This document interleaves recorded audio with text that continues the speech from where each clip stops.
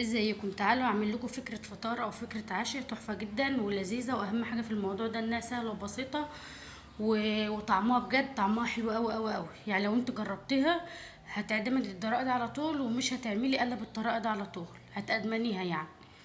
في الاول كده نسمي الله ونصلي على الرسول ونبدأ. انا كده معايا حوالي 5 طماطمات، طماطم تكون جامدة ونضيفة، ما يكونش طماطم طرية. من 5 ل6 طماطمات كده هقطعها، اغسلهم واقطعهم شرايح زي ما انت شايفه كده. الطريقه سهله وبسيطه خالص، ما فيهاش اي صعوبه خالص خالص، سهله جدا. والاهم بقى ان طعمها بجد حكايه. انا عايزاك تجربي الطريقه دي، عشان انت لو جربت الطريقه دي بجد مش هتعملي الا هي. جميله جدا. تابعيني بس الاخر وشوفي هنعمل الطريقه دي او الوصفه دي ازاي. يبقى انا كده بقطع الطماطم لشرايح كده زي ما انت شايفه كده. طبعا انا بعد ما خلصت كل الطماطم اللي عندي، تعالي بقى ناخد الطماطم ونروح على البوتاجاز. في طاسه كده على البوتاجاز هنحط فيها 3 معالق من الزيت، ونرص الطماطم كده واحده جر واحده.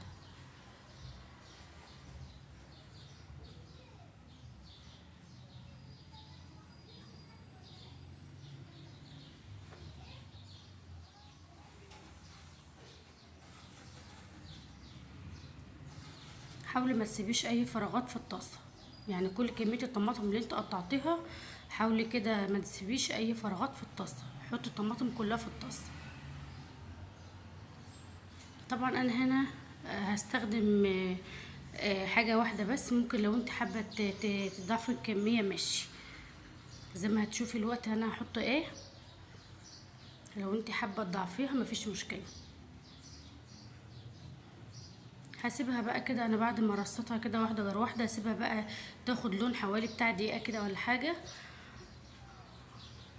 اما تاخد بقى لون كده الطماطم على نار هاديه، تعالي هاتي من بطين ل3 بيضات. انا هنا استخدمت 3 بيضات. طبعا البيض هنتبله بشويه فلفل اسمر وشويه ملح بس، انا محطتش اي حاجه غير الفلفل الاسمر والملح.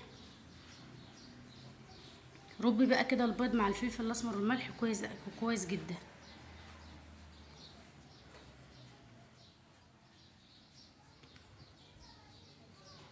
تعالي بقى المفاجأة، علبة تونة صفي منها الزيت. عمرك جربت التونة على البيض؟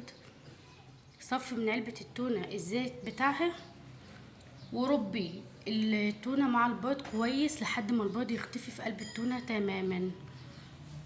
جربي الفكرة العبقرية دي هتعجبك جدا.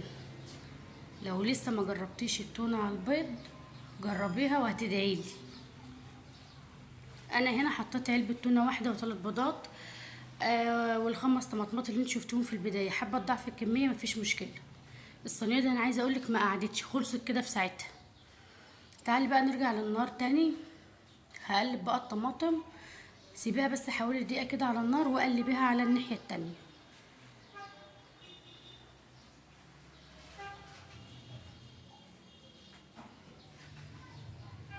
انا كده بقلب الطماطم زي ما انت شايفة كده اهو.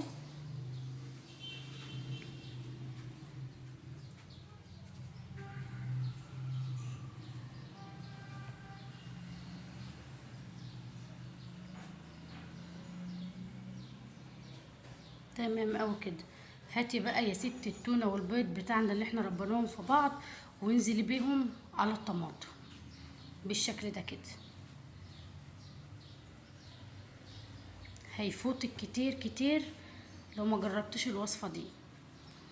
وزعي كده بقى التونة على الطماطم كلها هي والبيض، طبعا على نار هادية عشان خاطر بس ان البيض يستوي معانا.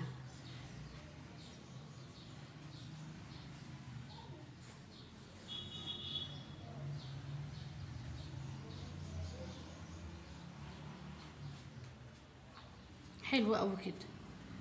انت شايفه الفقاقيع؟ يعني كده البيض بيستوي، كده البيض بيستوي معانا.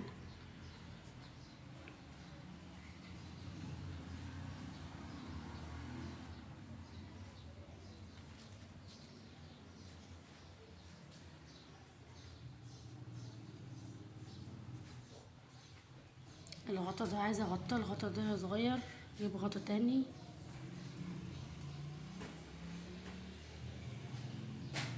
انا كده غطيتها، وبعد شويه برضو كشفت عليها. كان عندي كده حته جبنه متبقيه كده في التلاجة، جبنه رومي، حطيتها على الوش. ممكن مفيش جبنه رومي، جبنه موزاريلا. مفيش لا ده ولا ده، يبقى اكتفي باللي انت عملتيه وهتبقى زي الفل.